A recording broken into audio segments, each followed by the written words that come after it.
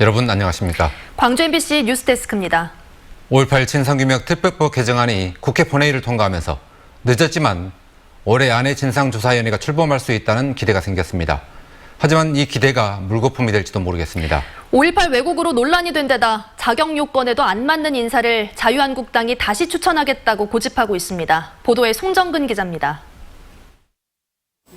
5.18 특별법 개정안이 천신만고 끝에 국회에서 통과됐습니다.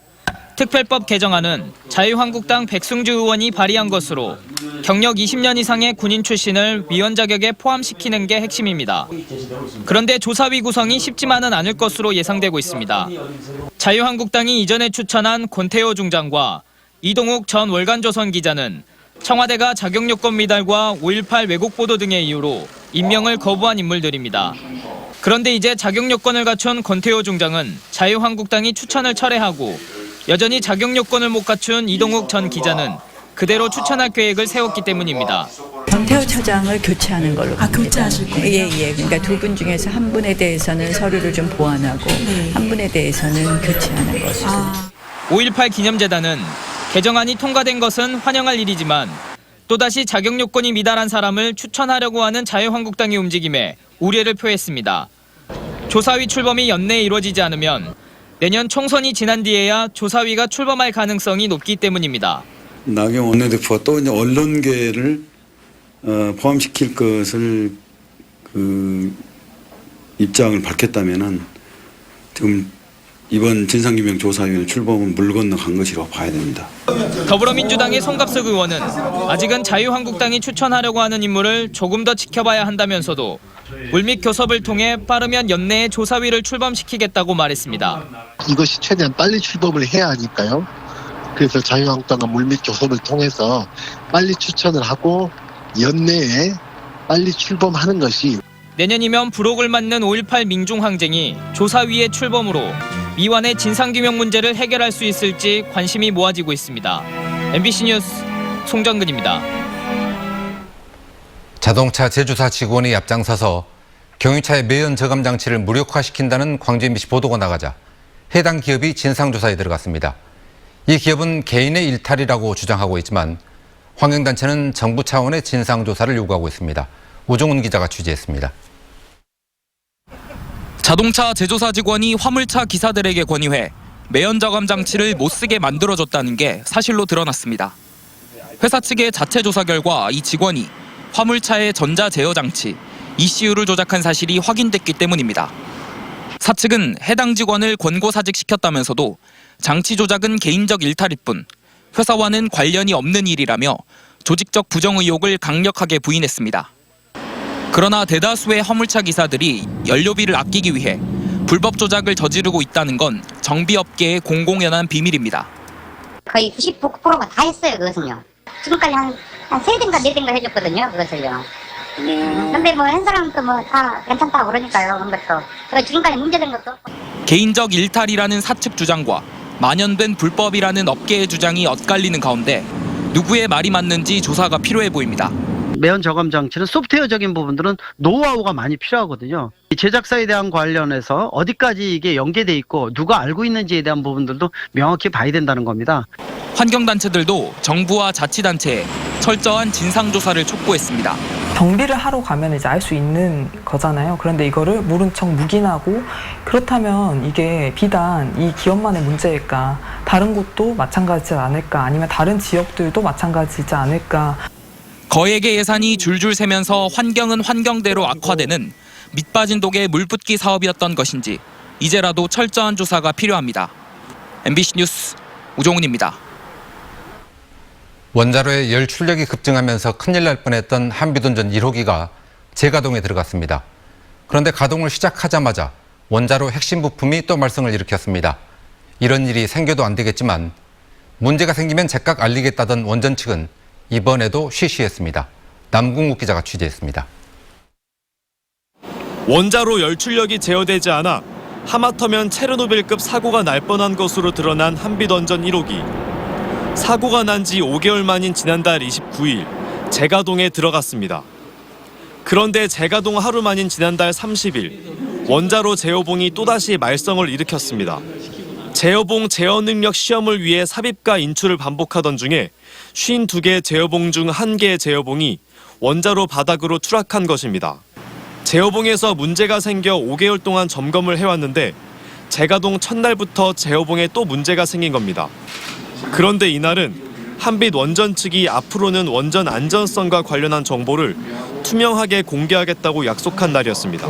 이런 상황에 대해서 투명한 공개를 통해서 지역 주민 또 더 나아가서 우리나라 국민들에게 원자력에 대한 우려를 불식시키고 안심할 수 있도록 최선을 다하겠습니다. 예. 기자 설명회를 불과 2시간 남겨두고 제어봉 탈락 사고가 났지만 원전 측은 이 사실을 원자력 안전위원회만 보고했을 뿐 외부에 알리지 않았습니다. 시민단체가 성명을 내지 않았다면 모르고 지나칠 뻔했습니다. 그분들이 얘기했던 것처럼 제대로 소통을 하고 대처할 것인지 정보가 투명하게 공개되고 같이 그 부분에 대해서 문제 해결하려는 제어봉 고장 사실을 약속대로 알리지 않은 이유가 뭐냐는 취재진 질문에 한빛원전은 종종 일어나는 일이라 그랬다면서도 얼마나 자주 일어난 일인지 근거는 밝히지 못했습니다. 그 원자로 내부의 어떤 전체적인 기계적인 결함이나 원자로의 안전성에는 영향이 없는 걸로 설계사인 웨스팅하우스에서 충분히 제시를 하니까 우리는 그에 따르고 있습니다. 지난 5월 열출력 사고 때도 한빛원전 측은 처음에 안전에 문제가 없다고 장담하다 결국 12시간 만에 수동으로 가동을 정지했습니다. 그런데 이번 제어봉 탈락 사고 이후엔 원자로 정지 없이 가동을 계속하고 있습니다. 고장이나 사고가 날 경우 일단 안전성에는 문제가 없다고 장담하는 한빛원전. 이번에도 정말 문제가 없는 것인지 주민들은 불안해하고 있습니다. MBC 뉴스 남궁욱입니다.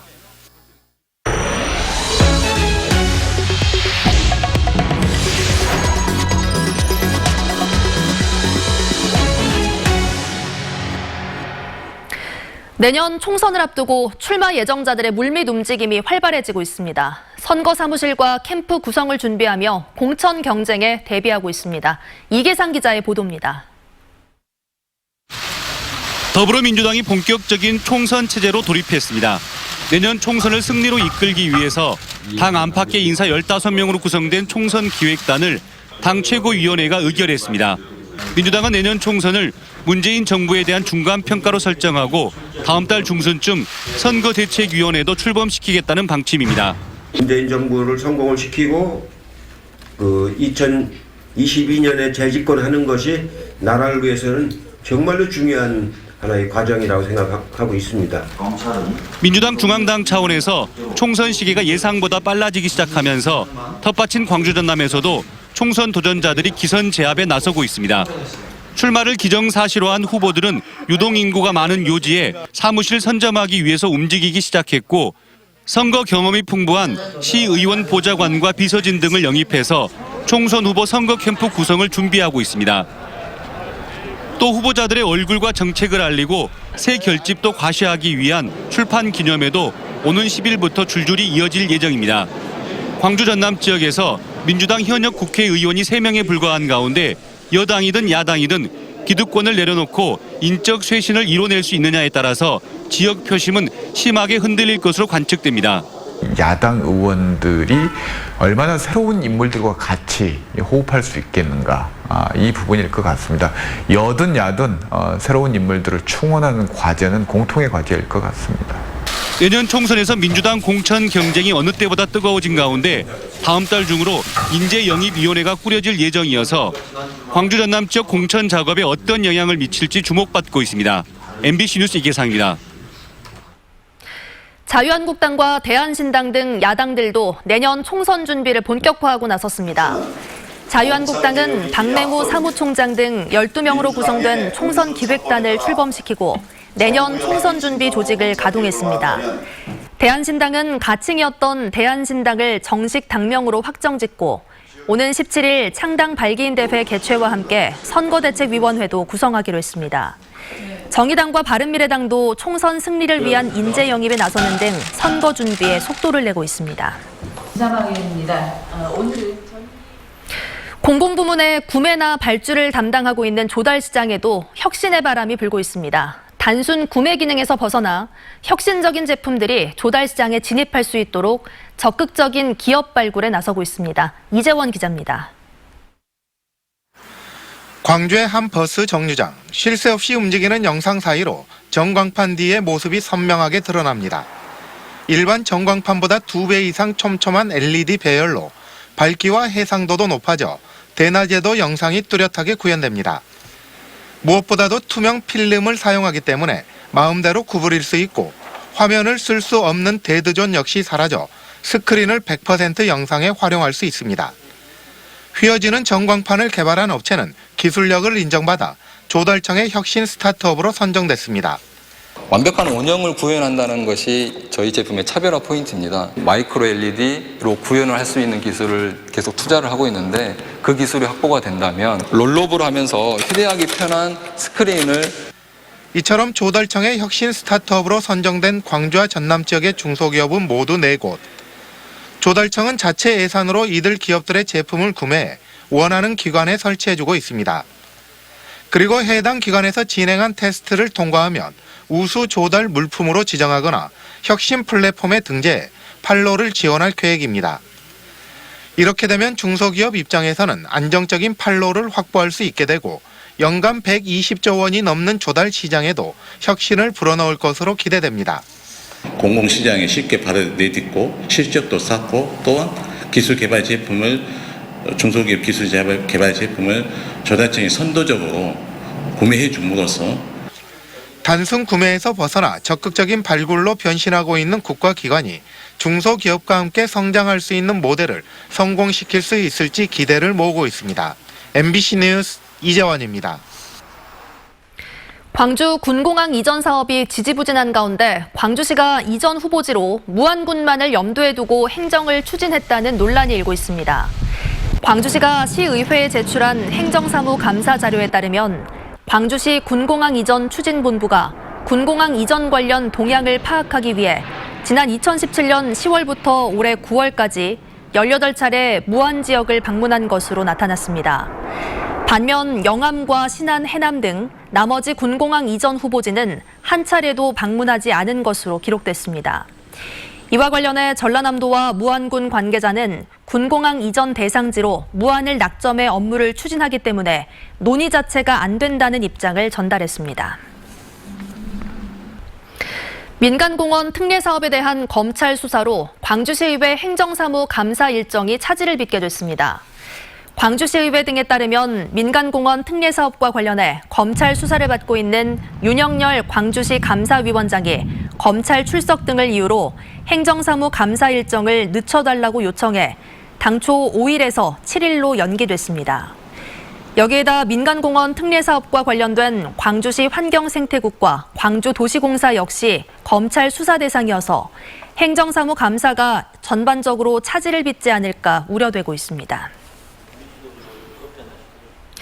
도로에서 폐지를 줍던 60대 남성이 승용차에 치여 숨졌습니다. 오늘 아침 6시쯤 광주시 광산구 고룡동의 한 자동차 전용 도로에서 폐지를 줍던 67살 김모 씨가 승용차에 치여 현장에서 숨졌습니다.